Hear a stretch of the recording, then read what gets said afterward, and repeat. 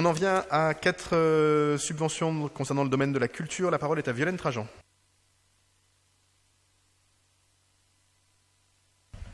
Oui, merci Monsieur le maire. Donc, je vous remercie de me donner la parole pour dire un mot sur effectivement la culture, puisque là je vais rapporter pour plusieurs en fait délibérations culturelles au nombre de 4 pour soutenir les établissements culturels et lieux de création de l'arrondissement dont la programmation s'est trouvée fortement impactée ces derniers mois. Je cite la Cité internationale des arts, le BAL et enfin la Société Madeleine pour la gestion des Trois Baudets et du FGO Barbara, des lieux qui nous font rêver, qui doivent continuer de nous faire rêver. Et enfin un soutien à 6 associations qui, dans le cadre de l'appel à projet de la politique de la ville, sont soutenues, sur lequel je vais détailler. Donc c'est à hauteur de 1 626 586 € que nous soutenons la culture dans le 18e. C'est effectivement un arrondissement qui compte beaucoup d'artistes, d'acteurs culturels qui sont tournés, nous le savons, vers les habitants, les associations, les jeunes. Pendant des années, Karine donc Roland a conduit cette politique, notamment très tournée vers la culture de proximité. Et donc on voit aujourd'hui le résultat, notamment pendant cette crise. Nous avons vu des belles initiatives innovantes de la part de ces acteurs qui, pour maintenir le lien avec leur public, les habitants, l'interassociatif, ont imaginé de belles actions, notamment, je pense, via les visioconférences ou encore des possibilités de visiter les lieux culturels. Je pense par exemple à l'exposition de l'ICI pour maintenir ce lien tout au long du confinement. Donc je tiens tout d'abord à saluer l'ensemble des acteurs du champ de la politique culturelle qui ont été donc impactés par cette crise que nous traversons, et la ville de Paris et la mairie du 18e y sont particulièrement attentifs. Et nous ferons en sorte que la culture s'impose comme un levier face à cette crise sans précédent. Donc le plan de soutien exceptionnel dont nous allons parler tout de suite et l'appel à projet du mois d'août de la culture lancé par la ville dès le mois de mai en témoignent, tout comme le programme d'animation estivale mis en place par la mairie du 18e, dont vous avez déjà dû voir quelques actions dans les quartiers. Je remercie tous les acteurs culturels qui se sont mobilisés pendant la crise. Je pense par exemple à l'Institut des cultures de l'Islam. Je vous invite à regarder l'exposition virtuelle qu'ils ont imaginée sur leur site. Et d'ailleurs, ils proposent de prendre un billet et de pouvoir visiter l'exposition gratuitement sur rendez-vous. Je pense aussi au BAL qui, pendant le confinement, a mis en place une newsletter From Home, qui chaque semaine présentait une œuvre artistique et qui animait aussi des webinars en direction des professeurs ou des acteurs culturels pour que les jeunes puissent continuer via la fabrique du regard, à avoir un lien avec les acteurs du BAL.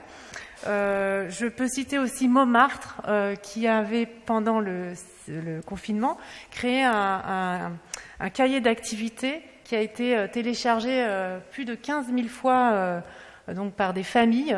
Et par ailleurs, les acteurs de Montmartre qui se sont mobilisés pour maintenir le lien avec les familles ont aussi imprimé ce cahier d'activités pour que les jeunes puissent avoir des activités pendant ce confinement.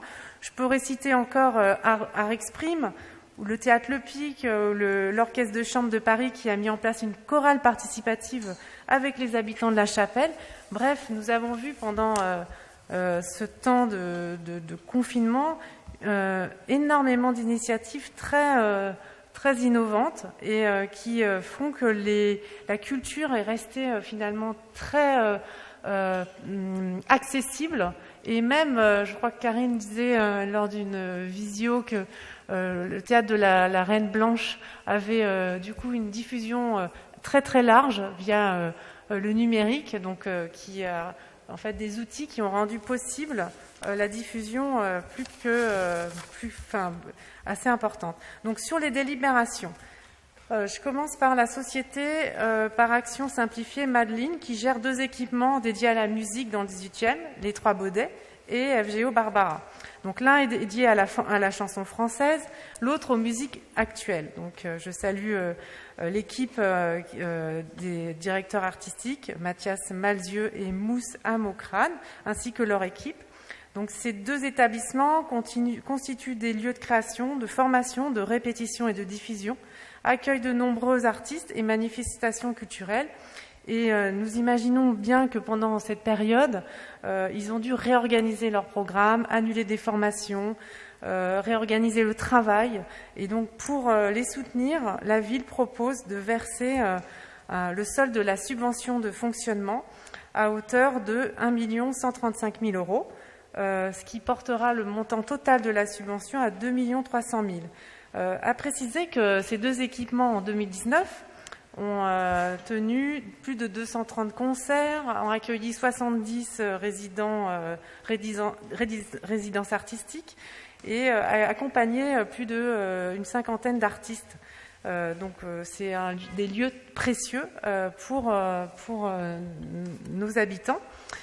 Ensuite, la Cité des Arts, la Cité internationale des Arts, donc qui est constituée de 2 sites, dont un est situé dans le 18e rue Norvin, donc dirigé par Bénédicte Alliot, accueille des artistes français et étrangers en résidence temporaire et qui, elle aussi, a dû réorganiser son organisation du travail et se réorganiser du fait d'annulations également.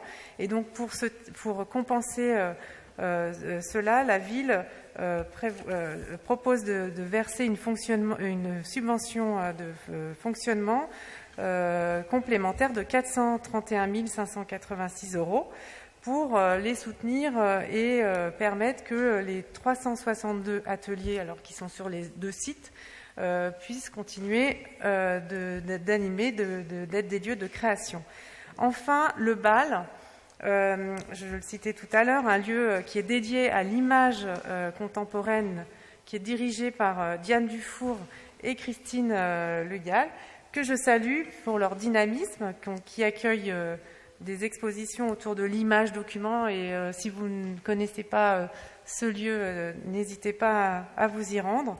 Donc actuellement, une exposition est à nouveau accessible, qui présente l'œuvre de l'artiste plasticienne Yasmina Benabderrahman, qui est une création nouveau de jeune talent, donc qui est très intéressant sur la dimension artistique. Et donc pour les soutenir, puisque le bal a dû aussi annuler des formations, des résidences et donc se réorganiser, donc la ville propose de verser une subvention complémentaire de 50 000 €, ce qui portera le total de la subvention annuelle à 230 000 €. Je précise que cette subvention est attribuée dans le cadre donc, du plan de soutien aux acteurs culturels de la ville de Paris, que l'on peut saluer, puisque les artistes, grâce à ce plan, peuvent continuer de créer et de maintenir le lien, et ça c'est très précieux, avec leur public et évidemment les jeunes.